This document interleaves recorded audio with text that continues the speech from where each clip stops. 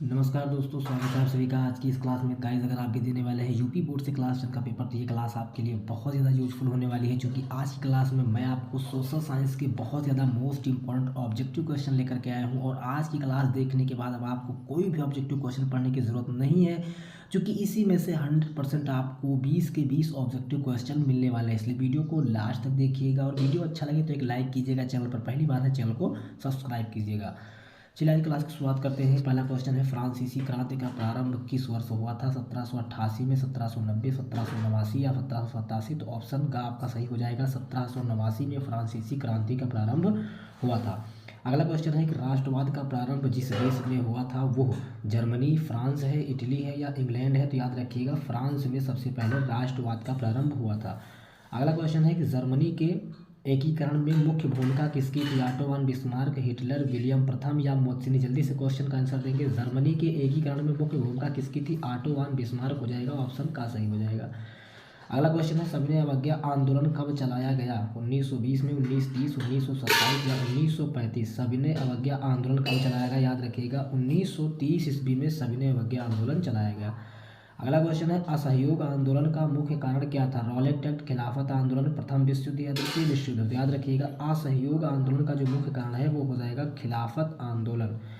Next question है कि चौरी चौरा कांड किस वर्ष घटित हुआ था? 1920 में, 1922, 1921 या 1925? तो चौरी चौरा कांड जो घटित हुआ था वो 1922 ईस्वी में घटित हुआ था। अगला क्वेश्चन है कि महामंदी का प्रारंभ किस वर्ष हुआ? 1929 में, 1919 में, 1924 या 1934? तो याद रखिएगा, महामंदी का जो प्रारंभ है वो 1929 ईस्वी में हुआ था। आई होप क्लास आपको बहुत अच्छी लग रही होगी, तो तुरंत आप वीडियो को लाइक कर दीजिए, और चैनल पर पहली बार है चैनल को सब्सक्राइब कर लीजिए। इसके बाद देखिएगा, अगला क्वेश्चन आपका है कि संयुक्त राष्ट्र संघ का मुख्यालय कहाँ पर है? वाशिंगटन, न्यूयॉर्क, जिनेवा या फिर ऑस्ट्रेलिया? तो याद रखिएगा, संयुक्त राष्ट्र संघ का जो मुख्यालय है वो न्यूयॉर्क में है।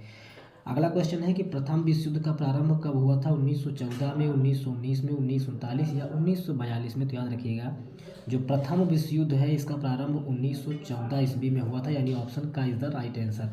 अगला है, प्रौद्योगिक क्रांति कब किस देश में प्रारंभ हुई? अमेरिका में, इंग्लैंड में, रूस में या चीन में? औद्योगिक क्रांति पूछा गया है, तो याद रखिएगा, इंग्लैंड में सबसे पहले प्रारंभ हुई थी। औद्योगिक क्रांति इंग्लैंड में प्रारंभ हुई थी। अगला है, गुलामगिरी का लेखक कौन था? Doctor B R Ambedkar, Kailash Shivani, Jyotiba Phule या रामास्वामी?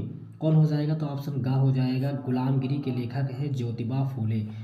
अगला क्वेश्चन आपका है, कपास की खेती के लिए सबसे उपयुक्त मिट्टी कौन सी है? काली है, जलोढ़ मिट्टी, लाल मृदा या फिर लेटेराइट मिट्टी? कौन सी मिट्टी हो जाएगी? तो ऑप्शन ए है काली मिट्टी। हमेशा कपास की खेती के लिए अगर आ जाए तो याद रखिएगा, काली मिट्टी ही ऑप्शन टिक करना है।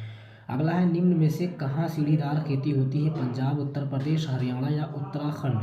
सीढ़ीदार खेती यानी सीढ़ियाँ बना बना करके खेती कहाँ होती है? उत्तराखंड में होती है, ऑप्शन घ यहाँ पर सही है। अगला है, पंजाब में भूमि निम्नीकरण का मुख्य कारण क्या था? गहन खेती, अधिक सिंचाई, वनोन्मूलन या अति पशुचार? तो याद रखिएगा, पंजाब में भूमि निम्नीकरण का मुख्य कारण क्या था? अधिक सिंचाई का होना। अगला है कि सुंदरबन राष्ट्रीय पार्क किस राज्य में स्थित है? असम में है, पश्चिम बंगाल, उड़ीसा या मध्य प्रदेश? सुंदरबन राष्ट्रीय पार्क जो है वो पश्चिम बंगाल में स्थित है, इस बात को याद रखिएगा। इसके बाद देखिएगा, अगला क्वेश्चन आपका है कि भारत की पहली नदी घाटी परियोजना किस नदी पर बनाई गई? भारत की पहली नदी घाटी परियोजना किस नदी पर बनाई गई? तो दामोदर हो जाएगा, ऑप्शन ए सही है। अगला है, जलमंडल का कितना % भाग समुद्री जल के रूप में उपलब्ध है? 95, 97.5, 96 या 98? तो याद रखिएगा, 97.5 यानी 97.5% जो है वो क्या है कि समुद्री भाग जल के रूप में उपलब्ध है। अगला है, इनमें से कौन सी रबी की फसल है? जल्दी से क्वेश्चन का आंसर देंगे। चावल है, मोटे अनाज है, चना या फिर कपास? क्या हो जाएगा? रबी की फसल कौन सी हो जाएगी? तो चना हो जाएगा। अगला क्वेश्चन है कि कर्तन दहन कृषि निम्नलिखित में से किस राज्य में है? उत्तर प्रदेश, उत्तराखंड, राजस्थान या मिजोरम? इस क्वेश्चन का जवाब देंगे, कर्तन दहन कृषि तो याद रखिएगा मिजोरम हो जाएगा, ऑप्शन घ सही है। अगला क्वेश्चन आपका है, झारखंड में स्थित कोडरमा अग्रणी उत्पादक, झारखंड में उपस्थित कोडरमा अग्रणी उत्पादक बॉक्साइट है, लौह अयस्क है, अभ्रक है या तांबा है? तो याद रखिएगा, अभ्रक हो जाएगा। अगला क्वेश्चन, निम्न में से कौन सा उद्योग चूना पत्थर को कच्चे माल के रूप में प्रयुक्त करता है? एल्यूमिनियम है, चीनी है, सीमेंट है या फिर मोटर गाड़ी है? तो याद रखिएगा, सीमेंट हो जाएगा। अगला क्वेश्चन, निम्नलिखित में से कौन सा एक आधारभूत उद्योग है? चाय, लौह इस्पात, गन्ना या जूट? तो लौह इस्पात उद्योग जो है इसको एक आधारभूत उद्योग के रूप में माना गया है। इसके बाद देखिएगा अगला क्वेश्चन आपका है, निम्नलिखित में से कौन सा दूरस्थ स्थित स्थान पूर्वी गलियारे से जुड़ा हुआ है? मुंबई तथा नागपुर, मुंबई और कलकत्ता, सिलचर तथा पोरबंदर। ऑप्शन का आपका सही सिलचर तथा पोरबंदर। अगला, निम्नलिखित में से कौन सा परिवहन साधन भारत में प्रमुख साधन है? प्रमुख साधन में पाइपलाइन है, सड़क परिवहन है, रेल परिवहन है या वायु परिवहन? तो याद रखिएगा सड़क परिवहन। सड़क ही है जो सब तरफ यानी पूरे देश में फैली हुई है। श्रीलंका में निम्नलिखित में से कौन सा बहुसंख्यक वर्ग है? तमिल, सिंगली, ईसाई या मुस्लिम? सिंगली हो जाएगा ऑप्शन खा सही। नेक्स्ट क्वेश्चन, निम्नलिखित में से कौन सा संघीय राज्य नहीं है? मणिपुर, दिल्ली, हिमाचल प्रदेश या अरुणाचल प्रदेश? संघीय राज्य नहीं पूछा गया है यानी ऑप्शन खा सही होगा दिल्ली। अगला है, भारत में कुल कितने संघीय राज्य हैं? 27 हैं, 29 हैं, 28 हैं या 30 हैं? भारत में कुल कितने संघीय राज्य हैं? संघीय राज्य की संख्या 28 हो जाएगी। नेक्स्ट क्वेश्चन, निम्नलिखित में से कौन संघीय सूची का विषय है? रक्षा, व्यापार, कृषि या शिक्षा? संघीय सूची का विषय पूछा गया है तो रक्षा हो जाएगा। अगला है, भारत में मताधिकार की आयु क्या बताई गई? यानी वोट देने के लिए आप कितने उम्र में एलिजिबल हो सकते हैं? 18, 21, 20 या 25? याद रखिएगा कि 18 यहाँ पर हो जाएगा, ऑप्शन बिल्कुल सही है। इसके बाद देखिएगा अगला क्वेश्चन है कि राष्ट्रवाद की अवधारणा का जन्म किस घटना से माना जाता है? पुनर्जागरण, धर्म सुधार आंदोलन, गौरवपूर्ण क्रांति या फ्रांस की क्रांति? तो इस क्वेश्चन में आप याद रखिएगा कि हो जाएगा पुनर्जागरण। अगला है कि मोटरनिक कौन था? ऑस्ट्रिया का चांसलर था, प्रूसिया का चांसलर, रूस का जार या फ्रांस का सम्राट? तो याद रखिएगा मोटरनिक जो था ये ऑस्ट्रिया का चांसलर था। नेक्स्ट क्वेश्चन है, महात्मा गांधी को चंपारण आने का निमंत्रण किसने दिया था? गोरख प्रसाद, बृजकिशोर प्रसाद, राजकुमार शुक्ल या डॉक्टर राजेंद्र प्रसाद? तो ऑप्शन सी है राजकुमार शुक्ल। अगला है, लखनऊ समझौता किस वर्ष हुआ? 1916, 1918, 1922 या 1930? तो लखनऊ समझौता जो हुआ था ये 1916 ईस्वी में हुआ था। अगला है, भारत का डाक कितने विभागों में बटा हुआ है? 8, 7, 6, 5? 8 विभागों में बटा हुआ है। नेक्स्ट क्वेश्चन, 2011 की जनगणना के अनुसार बिहार की साक्षरता दर कितनी है? 61.8%। 2011 की जनगणना के अनुसार 61.7%। अगला है, गांधी जी ने भारत में सत्याग्रह पहला प्रयोग कहाँ पर किया था? गांधी जी ने सत्याग्रह का पहला प्रयोग कहाँ पर किया था? चंपारण में, खेड़ा में, अहमदाबाद या कोलकाता? तो ऑप्शन यहाँ पर ए सही, चंपारण में पहला अपना सत्याग्रह किया। दूसरा है कि अखिल भारतीय किसान सभा का गठन कहाँ और कब हुआ? ये हो जाएगा 1928 में, सोनपुर 1929 में, लखनऊ 1936 या 1937 पटना? तो याद रखिएगा ये लखनऊ 1936 में भारतीय किसान सभा का पहला गठन हुआ था।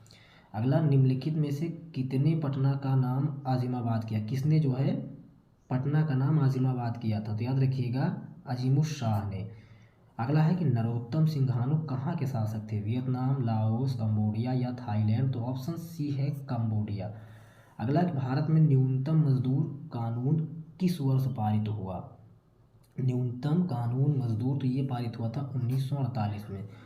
अगला है कि यूरोपियों के लिए किस देश का साहित्य एवं विज्ञान प्रेरणा का स्रोत है? जर्मनी, तुर्की, यूनान या इंग्लैंड? तो याद रखिएगा ऑप्शन सी यहाँ सही है, यूनान। ऑप्शन आपका बिल्कुल सही हो जाएगा। अगला क्वेश्चन है कि रेलवे शाप कहाँ स्थित है? जमालपुर, भागलपुर, मुंगेर या पटना? तो याद रखिएगा जमालपुर।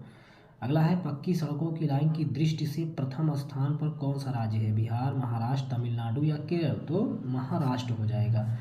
अगला है, ISI का प्रतीक हमारी रक्षा करती है नकली और गैर मानक उत्पादों से, विक्रेताओं द्वारा गलत सामानों से, घटिया वस्तुओं से, उपयुक्त सभी से। इन सभी से ISI प्रतीक जो है हमारी रक्षा करती है। अगला क्वेश्चन, राष्ट्रीय ग्रामीण रोजगार गारंटी योजना किस महापुरुष के नाम पर है? महात्मा गांधी। ऑप्शन सही हो जाएगा। नेक्स्ट क्वेश्चन, प्रत्यक्ष कर के अंतर्गत निम्न में से किसे शामिल किया गया? आय कर, उत्पाद कर, बिक्री कर या कोई नहीं? तो आय कर को शामिल किया गया। अगला क्वेश्चन, निम्न में कौन प्राथमिक क्षेत्र है? सेवा क्षेत्र, कृषि क्षेत्र, औद्योगिक क्षेत्र या कोई नहीं? तो ऑप्शन बी सही है, कृषि क्षेत्र। अगला क्वेश्चन आपका है कि 17वीं लोकसभा चुनाव किस वर्ष हुई थी? 1914 में, 2019 में, 1909 में, 1905 में? तो 2019 में 17वीं लोकसभा पारित की गई थी। अगला क्वेश्चन है, कृषि सुखाड़ होता है जल के अभाव में, मिट्टी की नमी के अभाव में, मिट्टी के अपक्षय के कारण, मिट्टी की लवणता के कारण? तो ऑप्शन आपका ए सही है, जल के अभाव के कारण। अगला है कि विनिमय का सर्वोत्तम माध्यम है वस्तु, चेक, मुद्रा या हुंडी। तो विनिमय का जो सर्वोत्तम माध्यम है वो मुद्रा है। अगला है कि मुद्रा का कार्य है मूल्य का मापन, मूल्य का संचय, विनिमय, भुगतान या सभी। तो ये सभी हो जाएगा, यानी ऑप्शन द सही हो जाएगा। नेक्स्ट क्वेश्चन, पंचायती राज संस्थाओं को संवैधानिक दर्जा किस संविधान संशोधन में प्राप्त हुआ था? 72वां, 73वां, 74वां या 75वां? तो 73वें संशोधन में इनको प्राप्त हुआ था। अगला क्वेश्चन, भारत में वैश्वीकरण की प्रक्रिया कब हुई? 1991, 1980, 192, 1996? तो ऑप्शन ए सही है, 1991।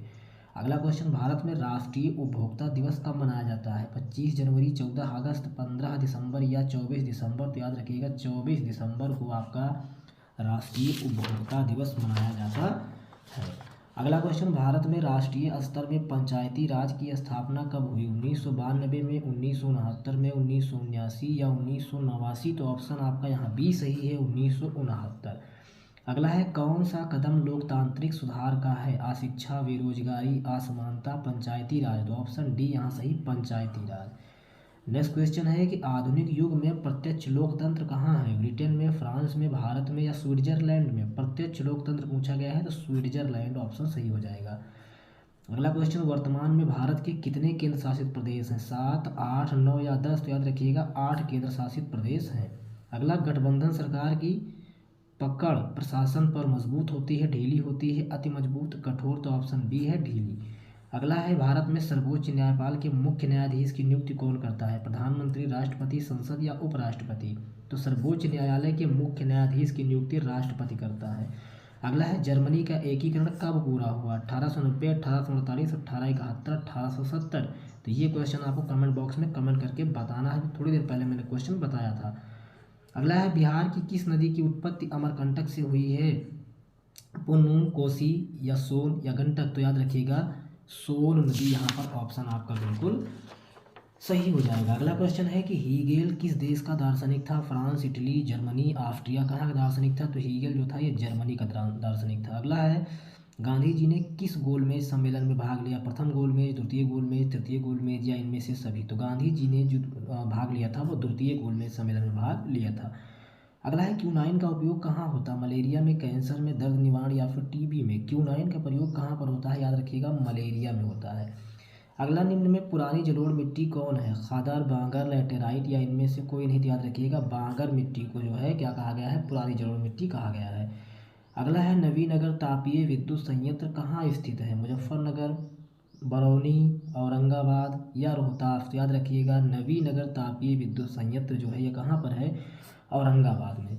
अगला क्वेश्चन, डॉक्टर राजेंद्र प्रसाद का जन्म स्थान कहाँ पर है? मध्य प्रदेश, उत्तर प्रदेश, बिहार या गुजरात? डॉक्टर राजेंद्र प्रसाद का जन्म स्थान याद रखिएगा बिहार हो जाएगा, ऑप्शन सी बिल्कुल सही है। अगला है कि भारत में पहला देसी जूट मिल किस शहर में स्थापित हुआ? कलकत्ता, दिल्ली, मुंबई या कानपुर? तो पहला जूट मिल जो लगा था वो कलकत्ता में लगा था।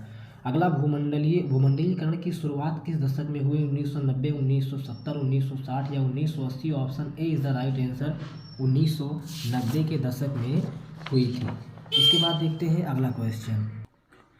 तो अगला क्वेश्चन आपका होने वाला है कि निम्न में से कौन पंचायती राज व्यवस्था का दूसरा स्तर है? ग्राम पंचायत, जिला पंचायत, पंचायत समिति या फिर नगर पालिका? तो option C is right answer, यानी पंचायत समिति हो जाएगा। अगला क्वेश्चन है, 1871 में कौन सी संधि हुई थी? फ्रैंकफर्ट की संधि, पेरिस की संधि, वियना कांग्रेस की संधि या इनमें से कोई नहीं? तो याद रखिएगा 1871 में आपकी हुई थी फ्रैंकफर्ट की संधि। अगला है, बिहार में पंचायती राज संस्थाओं में महिलाओं के लिए कितनी सीटें आरक्षित की गई? 50%, 25%, 33% या कोई नहीं? 50% सीटें जो है तय की गई हैं। निम्नतलीय जल जमाव वाले क्षेत्र को कहा जाता है? वेटलैंड, मार्शलैंड, ड्राई लैंड या इनमें से कोई नहीं? तो वेटलैंड हो जाएगा, ऑप्शन ए सही। अगला है कि जर्मनी के एकीकरण का प्रमुख वास्तुकार कौन था? मोजनी, गैरिबोल्डी, लेनिन या बिस्मार्क? तो बिस्मार्क हो जाएगा, ऑप्शन द यहाँ पर सही हो जाएगा। अगला क्वेश्चन है कि तूतीकोरिन पतन किस राज्य में स्थित है? गुजरात, गोवा, तमिलनाडु या कर्नाटक? तो ऑप्शन आपका सी सही है, तमिलनाडु। और अगला क्वेश्चन है कि स्वर्णिम चतुर्भुज योजना महामार्ग इनमें से किस शहर को नहीं जोड़ता है? दिल्ली, चेन्नई, गुवाहाटी या कोलकाता? तो गुवाहाटी हो जाएगा, यानी ऑप्शन सी आपका यहाँ पर बिल्कुल सही हो जाएगा। तो गाइज़ ये आज की क्लास के कुछ महत्वपूर्ण ऑब्जेक्टिव क्वेश्चन थे जो मैंने आपको बता दिए, और आई होप ये सारे के सारे क्वेश्चन आपके लिए बहुत ज़्यादा इंपॉर्टेंट है। वीडियो आपको अच्छी लगी तो वीडियो को लाइक कीजिएगा, चैनल पर पहली बार है चैनल को सब्सक्राइब कीजिएगा। फिर मिलते हैं नेक्स्ट वीडियो में नेक्स्ट टॉपिक के साथ, तब तक आप पढ़ते रहिए और अपना ख्याल रखिए।